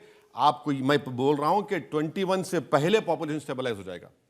आप तालीम में मदद ही नहीं कर रहे हैं। मोदी जी स्कॉलरशिप बंद कर दिए। मोदी जी ने तो आपकी अदालत में कहा था, मैं चाहता हूं मुसलमान के एक हाथ में कंप्यूटर हो और दूसरे में कुरान। मोदी जी हमारे हाथ में कुछ रखे ही नहीं है। हमारा घर ही छीन लिए, मस्जिदों को छीन रहे हैं, शनाख्त को छीन रहे हैं। वो तो मोदी जी डायलॉग अच्छा मारते हैं माशाल्लाह से, वो उनका कोई मुकाबला नहीं है, कोई मुकाबला नहीं कर सकता। भाई आप अगर एक हाथ में कुरान और कंप्यूटर दे रहे तो आपने pre matric scholarship 9th class से क्यों की? आपको क्लास 5, 3, 6 से करना चाहिए था। आपने मौलाना आजाद फाउंडेशन क्यों बंद किया जिसमें लोग पीएचडी करते? आपने क्यों बंद किया उसको? भाई आप जो कर रहे हैं मैं बता रहा हूं ना, आपने मेरिट कम मींस की स्कॉलरशिप को कम कर दिया। 2021-22 का जो बजट था उसमें से खाली 22% खर्च हुआ। बताऊं मैं आपको, ये पार्लियामेंट का डेटा उठाकर देख लीजिए आप। तो पॉपुलेशन, आप मुतमईन रहिए मेरी बहन के मुसलमानों का पॉपुलेशन 18.9 पे रुक जाएगा, स्टेबलाइज हो जाएगा। और हिंदुओं और मुसलमानों में 80 करोड़ का फर्क है, रहेगा बराबर हो, फिक्र मत करिए। ये बीजेपी आरएसएस की बातों में मत जाइए। इनको ये अगर आपको बोलेंगे देखो भाई भैंस उड़ रही, तो यकीन मत करिए उनका। वो ये भी कहते हैं कि जो मुस्लिम हैं वो इस्लाम के कारण जनसंख्या कंट्रोल के जो मेथड्स हैं उसमें बिलीव नहीं करते, इसलिए ज्यादा बच्चे हो जाते हैं। नहीं, सबसे बड़ा झूठ है ये। कॉन्ट्रासेप्शन का जो इस्तेमाल हुआ है, मैं वो भी डेटा दे रहा हूं, 92-93 में मुसलमान लोग 27.7 कॉन्ट्रासेप्शन इस्तेमाल करते थे। 2019 में 60.2% मुसलमान कॉन्ट्रासेप्शन इस्तेमाल करते हैं। अच्छा, और इसमें हिंदू धर्म में भी बड़ा भी आई है। 41 थे 92 में, वो बढ़ के 67.9 हो गया। अच्छा, अब आपको मुस्लिम मर्द के खिलाफ बड़ा ये लोग बोलते हैं। सबसे ज्यादा कॉन्ट्रासेप्शन मर्द जो इस्तेमाल करते भारत में मुसलमान है, 34.10, और हमारे हिंदू मर्द जो है 34.10। हमारे सिख भाई बैठे हुए हैं। मैं आपसे कह रहा हूं, देश के प्रधानमंत्री ने लाल किले से कहा था कि वही माने जो बच्चे कम पैदा जो फैमिली प्लानिंग करेगा वो देश के हित में होगा, वफादार होगा। सबसे बड़े वफादार आप हैं, क्योंकि मैं कह रहा हूं क्यों 75% आप लोग फैमिली प्लानिंग करते, 45% मुसलमान, 50% हिंदू करता है। नहीं, तो ये बता रहा हूं ना कि ये गवर्नमेंट का डेटा मेरा नहीं है, ये गवर्नमेंट का डेटा है। इसलिए बीजेपी जो एक माहौल पैदा करती है, आरएसएस संघ परिवार, कि भाई ये लोग फैमिली प्लानिंग नहीं करते, स्पेसिंग करते हैं। इस्लाम में आपको ये कहा गया अपने टाइम से बच्चे पैदा करिए, कोई रोक टोक नहीं है। अच्छा, फैमिली प्लानिंग करा रहे हैं, बावजूद उसके इस्लाम इजाजत नहीं था। 20% मुस्लिम महिलाओं ने फैमिली प्लानिंग कराया, 20%। ये आपको बोलते नहीं है डेटा ये। और मैं जो कुछ कह रहा हूं मुझे रॉन्ग प्रूफ करिए आप, और फिर आ जाएंगे आपके दाल कठहरे में, अगर रजिस्टर मतलब बुलाए तो। ये मेरे लिए ऑनर है कि उन्होंने मुझे 2 मरतबा बुलाया। जब दाढ़ी उतनी वाइट नहीं थी, अब वाइट होगी, फिर भी उन्होंने बुला लिया, मैं उनका शुक्रगुजार हूं। जनता में सवाल आप अपनी तकरीरों में, सभाओं में कहते हैं कि मुसलमान ही मुसलमान का दुश्मन बन रहा है, और हमें इनमें कुछ छुपे लोगों को पहचानना चाहिए। तो सर आपको क्या लगता है कि जो कौम के लोग हैं वो ये बात आपकी पसंद करेंगे और आपके साथ आना चाहेंगे? करबला के मैदान में इमाम हुसैन को शहीद करने वाले मुसलमान थे। करबला के मैदान में इमाम हुसैन के साथ नमाज साथ पढ़ते थे और नमाज पढ़ने के बाद तलवार उठाने वाले मुसलमान थे। करबला के मैदान में रसूलुल्लाह सल्लल्लाहु अलैहि वसल्लम की औलाद को शहीद करने वाले मुसलमान थे। टीपू सुल्तान को, सिराजुद्दौला को धोखा देने वाले मुसलमान थे। तो ये एक तारीख रही है मीर जाफ़र, मीर सादिक की, जो आज भी हैं। मैं ये बता रहा था आपको। जैसा हमने अभी देखा, आपको शायरी का कितना शौक़ है। आपकी तकबीरों में भी हम देखते हैं कि आप अपनी बात को शायरी के थ्रू लोगों तक पहुंचाना चाहते हैं। तो मैं चाहती हूं कि आप बताएं कि आज जो हमारे देश के हालात हैं उस पर आप क्या शायरी अर्ज करना चाहेंगे। इखलाक का जलता हुआ घर देख रहा हूँ, देखा नहीं जाता मगर देख रहा हूँ। सरदार साहब कुछ पूछना चाहते हैं? हाँ। पहले तो आपने हमारी तारीफ करी और आपकी भी तारीफ है कि हम सब उल्टे हाथ में घड़ी पहनते हैं और लोग कहते हैं कि मुसलमान उल्टे होते हैं, जबकि आपने सीधे हाथ में घड़ी पहनी है, तो उल्टे में तो हमने पहनी है। खैर, और दूसरी बात, मैं उल्टा तो नहीं हो गया ना? नहीं, आप सीधे में पहने, हम उल्टे में पहने। और दूसरी बात सर, सब जैसे कहते हैं कि आरएसएस, बीजेपी, आपने भी कहा कि ये सब अखंड भारत की, हिंदुत्व की बहुत ज़्यादा उसके आज उसमें है, तो वो अखंड भारत के फेवर में हैं। तो आज 17% हमारे मुस्लिम भाई हैं यहाँ पे, तो अखंड भारत वो चाहते हैं, तो आप भी क्या चाहते हैं? मैं तो चाहूँगा कि हमारा भी पंजाब वहाँ से आ जाए, अखंड भारत बने, हमारे मुस्लिम भाई भी वहाँ से आ जाए। भाई साहब, तो हमारे मुस्लिम भाई वहाँ से आएंगे तो आपके ही सपोर्टर बढ़ेंगे, ओवैसी साहब का नारा और बढ़ेगा, आपका नाम और बढ़ेगा। देखा आपने, अखंड भारत के लिए मैं तैयार हूँ। पूरा बांग्लादेश ले लीजिए आप, पूरा पाकिस्तान ले लीजिए, आधा अफगानिस्तान ले लीजिए, आधा बर्मा ले लीजिए, थोड़ा भूटान ले लीजिए, पूरा नेपाल ले लीजिए, मगर सबसे पहले मोदी जी को चाहिए कि पहले पीओके ले लीजिए। आप चीन को भगाइए, पूरा पाकिस्तान ही आ जाएगा तो छोटा पीओके तो महर में ही आ जाएगा। पूरा पाकिस्तान आ जाएगा तो पीओके तो महर में ही आ जाएगा। ले लीजिए ना, कौन रोक रहा है भाई? आप भी सपोर्ट करिए ना सर। अरे मैं सपोर्ट कर रहा हूँ, तो मांग रहे हैं, आप भी लिख के दूं क्या मैं? बोलिए आप। जी क्या बोले? चलिए, एक ऐसा नोट है जिस पर मैं एक ब्रेक ले सकते हैं और ब्रेक के बाद आपकी अदालत में इल्जाम और सवालात का एक और। आपने कहा नौजवानों से, नौजवानों मस्जिदों को आबाद रखो, कहीं ऐसा ना हो कि मस्जिदें हमसे छीन ली जाएं। बिल्कुल सही है। कौन छीन रहा है मस्जिदें? बीजेपी, आरएसएस छीनना चाह रही है। Welcome back. आपकी अदालत में आज हम मुकदमा चला रहे हैं, सवाल पूछ रहे हैं असदुद्दीन ओवैसी से। आपकी अदालत में अगला इल्जाम। आपकी अदालत में AIMIM के प्रेसिडेंट असदुद्दीन ओवैसी पर आरोप है कि ये लोगों की भावनाओं को भड़काते हैं। आपकी एक तकरीर मेरे पास है हाल ही में। आपने कहा नौजवानों से, नौजवानों मस्जिदों को आबाद रखो, कहीं ऐसा ना हो कि मस्जिदें हमसे छीन ली जाएं। जी बिल्कुल सही है। कौन छीन रहा है मस्जिदें? बीजेपी, आरएसएस छीनना चाह रही है। ऐसी ताकतें हैं जो छीनना चाह रही हैं। बिल्कुल कौन सी मस्जिद छीनी? अब आप देख लीजिए, दिल्ली की 600 साल पुरानी मस्जिद को आपने शहीद कर दिया। सुनेरी बाग की मस्जिद को आप निकाल देना चाहते हैं। और सुनेरी बाग की मस्जिद में कभी आपने सुना कि अगर कोई प्राइम मिनिस्टर या होम मिनिस्टर अगर मंदिर के सामने से जा रहा है तो मंदिर में पूजा रोक दी जाती? कभी सुना आपने? सुनेरी बाग की मस्जिद में जब कभी प्राइम मिनिस्टर का काफिला जाता है, मूवमेंट, जिसको मूवमेंट बोलते हैं, नमाज नहीं होती उस वक्त में सुनेरी बाग में? क्यों नहीं होती भाई? आप पूछ लीजिए, मेरी बात यकीन मत करिए, आप जाइए वहां के इमाम साहब से, लोगों से पूछ लीजिए। देखिए, किसको बिल्डिंग को गिराना है नहीं गिराना ये तो कोर्ट के फैसले होते हैं। नहीं, आपने नोटिस, सरकार ने सुप्रीम कोर्ट का फैसला देखा। चेन्नई में सरकारी जमीन पर अवैध दरअसल बताने के लिए, जो रिलीजियस प्लेसेस हटाने के लिए ऑर्डर दिया है। चेन्नई में कोयम्बेडू मस्जिद है, उसके केस में सुप्रीम कोर्ट ने ऑर्डर दिया है कि ऐसे सभी जो धर्म स्थल हैं, चाहे वो चर्च हो, चाहे वो मस्जिद हो, चाहे वो मंदिर हो, उन सबको हटाना चाहिए। सर, कोर्ट के ऑर्डर की हम बात नहीं कर रहे हैं, हम गवर्नमेंट के एडमिनिस्ट्रेटिव ऑर्डर की बुनियाद पर, जिसको कोर्ट ने नहीं कहा था, आपने उस 600 साल पुरानी मस्जिद को और खबरस्तान को आपने शहीद कर दिया। और ऐसा कोई दिन नहीं जाता जहां पर बीजेपी, आरएसएस की तरफ से बोला नहीं जाता कि हम भारत में ऐसे इतने हजारों मसाजिद हैं, उसको हम लेकर रहेंगे। खुला कहते हैं वो लोग। तो आप भी तो खुला कहते हैं पार्लियामेंट में बाबरी मस्जिद जिंदाबाद। हाँ बाबरी बिल्कुल, मस्जिद मैं अभी कह दूंगा जिंदाबाद बाबरी मस्जिद। गुनाह क्या है सर? मेरी फ्रीडम ऑफ एक्सप्रेशन है मेरा ये। अगर मैं भारत की पार्लियामेंट में नहीं कहूंगा तो कहाँ कहूंगा? मोदी जी जिंदाबाद बोल सकते तो बाबरी मस्जिद जिंदाबाद बोले, क्या गुनाह है? कोई गुनाह तो नहीं किया। मैं कह रहा हूं कि इस्लामिक धर्म के लिहाज से जिस जगह मस्जिद बन जाती है वो जब तक दुनिया अल्लाह कायम रहेगा मस्जिद ही रहेगी। आप उसको तोड़ दें कुछ करें, तो मैंने कहा मस्जिद है, मस्जिद रहेगी, इसमें प्रोवोकेशन कहाँ है? और बाबरी मस्जिद एक केस स्टडी है कि किस तरीके से मस्जिद को छीना जा सकता है, उसको हमको समझना है। हमने एक मस्जिद को खोया है इन तमाम पॉलिटिकल पार्टीज के बातों में आकर। सुप्रीम कोर्ट को जाकर बीजेपी ने कहा था कि हम हाथ नहीं लगाएंगे और मस्जिद को आपने तोड़ दिया। सुप्रीम कोर्ट अब तक कंटेम्प्ट पिटीशन नहीं सुना और क्रिमिनल कोर्ट में कोर्ट ने फाइंड किया कि कोई भी कन्विक्ट नहीं हुआ उसमें, कोई कन्विक्ट नहीं हुआ उसमें।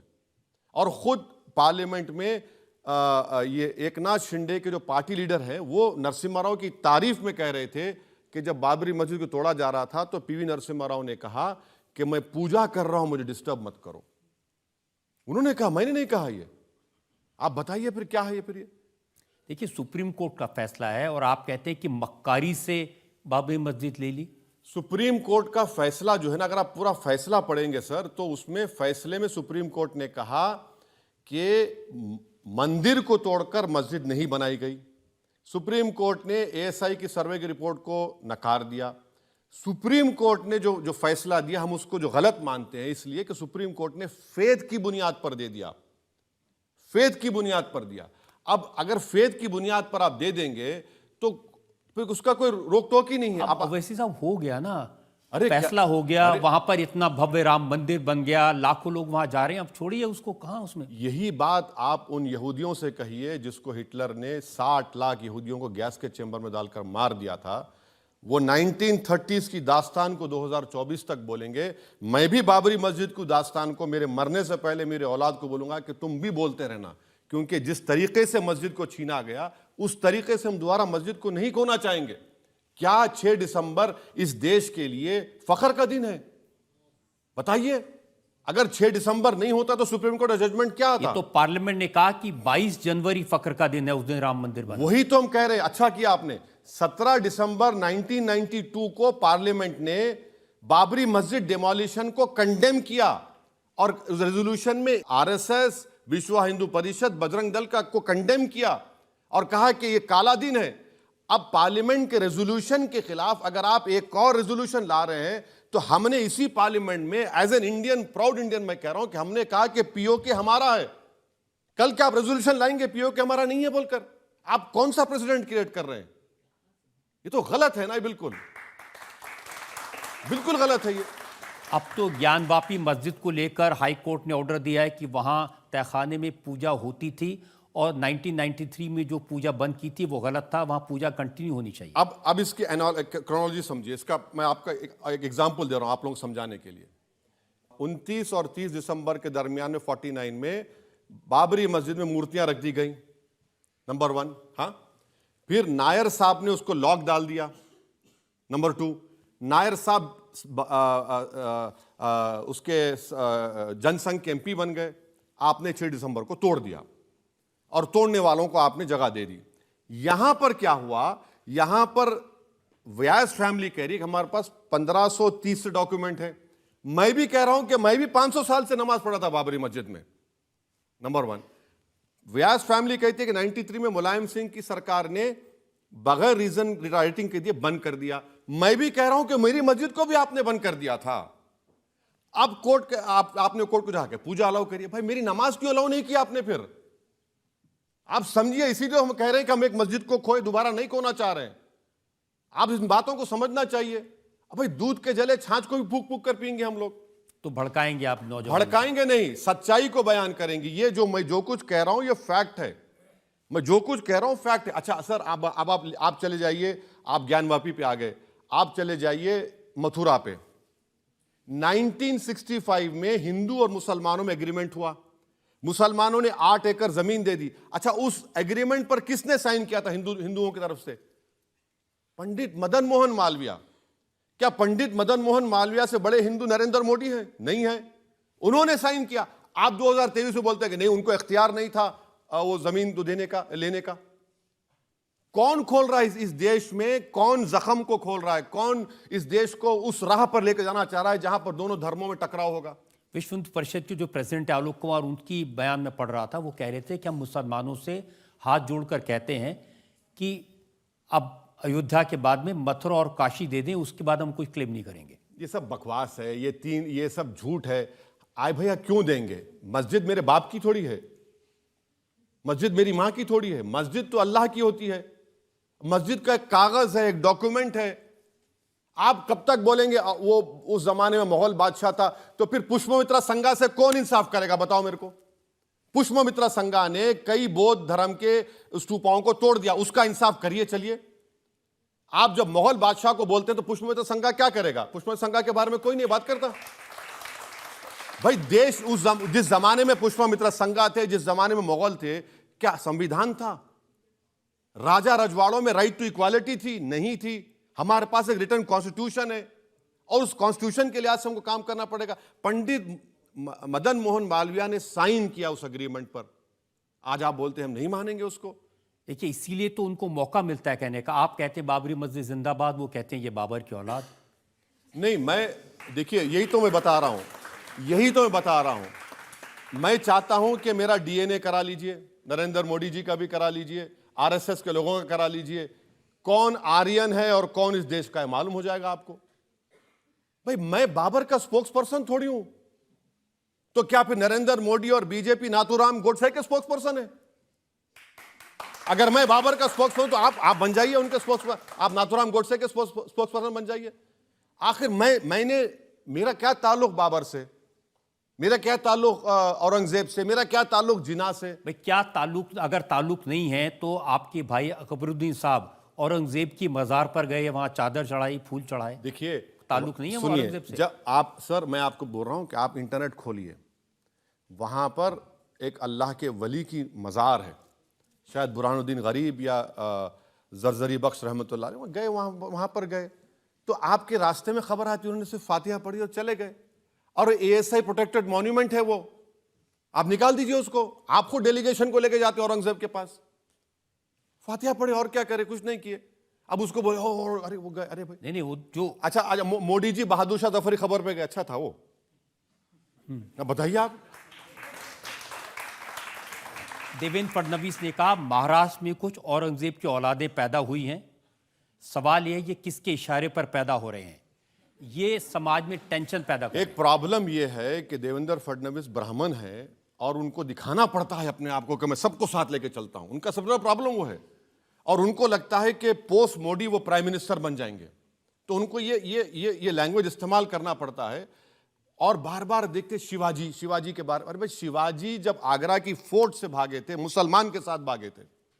शिवाजी के जो तोप का जो जनरल था मुसलमान था, शिवाजी के पास मुसलमान थे। लेकिन शिवाजी ने जिसका पेट फाड़ा था वो भी मुसलमान था। बिल्कुल सही है, बिल्कुल सही है, बिल्कुल सही करे। मगर रजत जी अभी खाली मार लिए। सुनिए, जब शिवाजी अफजल खां को खंजर घोंप रहे थे तो शिवाजी के पीछे तलवार लेकर कौन खड़ा था? मुसलमान खड़ा था। ये बात नहीं बोलते आपको। अगर आप ऐसा सेलेक्टिवली बोलेंगे, सर मैं भी थोड़ा थोड़ा हिस्ट्री पढ़ा हूं, तो शिवाजी के पीछे खड़े वाला मुसलमान था। अच्छा, और शिवाजी ने क्या किया? अफजल खां को मारने के बाद कहा कि इस्लामिक धर्म के लिहाज से इसकी खबर बनाओ। ये शिवाजी का बड़ापन था। तो इसीलिए तो और यहां पर क्या कर रहे हैं? यहां बड़ापन देखिए, खबरों को मिटा दिया जा रहा है। ये बड़ापन है। इसीलिए तो कह रहे हैं कि जैसे शिवाजी के पीछे मुसलमान खड़ा था, मोदी के पीछे वैसे ही खड़ा हो जाए। ऐसा सब झगड़ा खत्म हो जाएगा। मैं देखिए, एक बात सुनिए, समंदर के दो किनारे कभी एक नहीं हो सकते। समंदर के दो किनारे कभी एक नहीं हो सकते। मैं किसी के पीछे खड़े होने के लिए पैदा नहीं हुआ। मेरा देश का प्रधानमंत्री देश की जनता के साथ खड़ा रहे, और उस जनता के साथ जो सबसे पिछड़े हैं, डेटा के लिहाज से उनके बारे में बात करें, उनसे नफरत ना करें, उनको अपना समझें। मैं वही चाहता हूं मेरे प्रधानमंत्री से, और कुछ नहीं। फाइनल राउंड में हम 1-2 सवाल ले सकते हैं अभी। ओवैसी जी, मेरा सवाल आपसे ये है कि आप अक्सर कहते हैं कि हिजाब वाली लड़की को देश की प्रधानमंत्री के रूप में आप देखना चाहते हैं, तो आप ऐसा ही क्यों चाहते हैं? ये जो बताया जा रहा है कि भाई हिजाब पहन लिए तो दिमाग पर कवर हो गया, नहीं, दिमाग पर कवर नहीं है। जो लोग ये समझते हैं कि हिजाब पहनने वाली लड़कियां बड़ी बैकवर्ड हैं, ऑप्रेस्ड हैं, उनका दिमाग खराब है। अगर ऐसा होता तो यमन की एक मुस्लिम महिला हिजाब पहने, उसको नोबेल प्राइज दिया गया, उसको नोबेल प्राइज दिया गया। तो ऐसा कुछ नहीं है। मैं देखिए, हम तो चाह रहे हैं कि जो सबसे कमजोर है मुस्लिम लड़कियां उठें। और अगर आप कभी हमारे शहर को आएंगे, आप देखेंगे कि बुलेट मोटरसाइकिल हिजाब पहनकर, हेलमेट पहन के चलाते हैं लोग, बुर्का पहन के चलाते हैं। मुझे भी ताज्जुब हुआ कब देखकर, मतलब बुलेट चला रहे हैं। बोले क्यों, तुमको तकलीफ हो रही? क्या मुझे जवाब मिला? मुझे बोला नहीं, बहुत खुशी हुई मुझे। सीधे योगी आदित्यनाथ कह रहे थे कि जिन लड़कियों को हिजाब पहनाकर आप कैद करना चाहते हैं, उन्हें हम लिबरेट करना चाहते हैं। ना, कैद नहीं है। देखिए, कोई कैद नहीं है। अच्छा, बीजेपी की कोई मुस्लिम मीटिंग होती है ना, आप 200-300 बुर्का पहने लाके बिठाते हैं, वो क्या है? वो क्यों बिठाते हैं आप उनको? ये दिखाने के लिए, देखो हमारे साथ। अच्छा, वो जो लाके बिठाते हैं, वो देश को दिखाने का नहीं है, वो दिखाना है गल्फ के बादशाहों को, हमारे साथ मोदी मुसलमान है, अमेरिका को दिखाने के लिए। अरे भाई, अगर आप मुसलमानों से इतनी मोहब्बत है तो इनको एमपी बनाइए ना, एक टिकट दीजिए, एक एमपी बनाइए, मिनिस्टर बनाइए।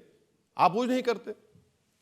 वो कह रहे थे हम लड़कियों को इज्जत देते हैं, हम लड़कियों को लिबरेट करना चाहते हैं, उनको बड़ा बनाना चाहते हैं, वो फौज में जाएं, वो डॉक्टर बने, इंजीनियरिंग बने। आप जब गोली मार रहे हैं, आप जब बुलडोजर इस्तेमाल कर रहे हैं, आप महिला के नाम पे घर इलाहाबाद का, पति को नोटिस देके घर तोड़ देते हैं, तो आपकी कौन सी बातों पर हम यकीन करेंगे? सितमगर तुझसे उम्मीद वफा होगी जिन्हें होगी, हमें तो देखना यह है कि तू जालिम कहां तक है।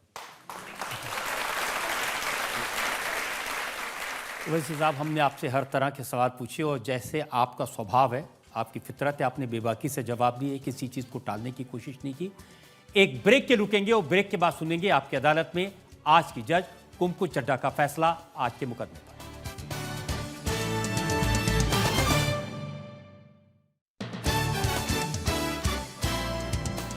Welcome back. आज हमने मुकदमा चलाया बैरिस्टर असदुद्दीन ओवैसी पर। उनसे पूछा उनकी शुरुआती ज़िंदगी के बारे में, उनकी सियासत के बारे में, उनके उसूलों के बारे में, उनके विवादित बयानों के बारे में। अब वक्त है आपकी अदालत में आज की जज हिंदुस्तान टाइम्स की सीनियर जर्नलिस्ट कुमकुम चड्ढा के फैसले का। ओवैसी जी अपनी कौम की एक बुलंद आवाज़ है और जब वो बोलते हैं तो सब सुनते हैं। Everyone listens when Owaisi ji speaks. उनकी बातें दिलचस्प हैं और उनकी बातों में अग्रेशन और एक फायरी एलिमेंट है और ये उनकी पर्सनालिटी है, तो अग्रेशन को उनसे अलग नहीं किया जा सकता। It is like segregating fire from wood और taking away the trees from the forest, so to speak. Rajat Sharma is razor sharp. He's of course a colleague and बेबाक हैं और बुलंद हैं। इसलिए आज का जो तकरार थी या जो ये मुकाबला था एक लेवल प्लेइंग फील्ड पे था and it was at the same level. So फैसला करना थोड़ा मुश्किल है, बट ओवैसी जी ने हर चीज़ का, हर प्रश्न का मुंह तोड़ जवाब दिया है। तो अदालत उनको ये हिदायत देते हुए कि अपनी भाषा पर थोड़ा संयम रखें,